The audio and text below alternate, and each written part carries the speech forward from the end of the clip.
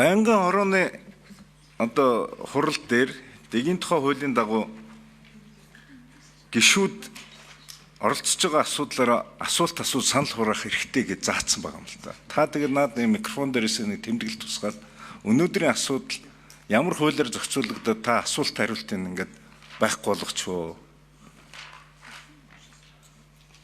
Дээрээс нь их хурлаас түрүүний сайн зориг гишүү асуусан. 6 гэжсэн за нэмэгдээд нэг 7-8 орчим асуудлаар хилцээч гэд нааш нь явуулсан байхад эн чинь санал хураагач гэж явуулаагүй шүү дээ. Хилцэх гэдэг чинь олон талаас нь ярилцаа, асуулт хариултаа аваа, санал дүгнэлтээ аваа, мэрэгжлийн байгууллагуудаас нь дүгнэлтээ аваа гэдэг. Аудитын тухай хуулийн дээр заасан байгаа шүү дээ. Аудитын дүгнэлтийг заавал анхаарч үзнэ гэж. Тэгээ энэ хуулиуд чинь хаана хэрэгжиж байгаа юм бэ? Та яг тэмдэглэл тусгаад нэг тодорхой хариулт өгч байна. Би бас горин гарна. Хураална. Хариултаа аваад.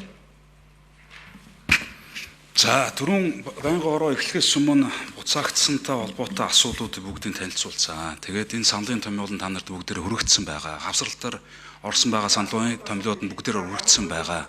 Төсвийн дэгийн тухай хуулиар аудитын асуудлуудыг авчиж болдгийг авахгүй ч гэж болдог. Ямар асуудлыг та яриад байгаа?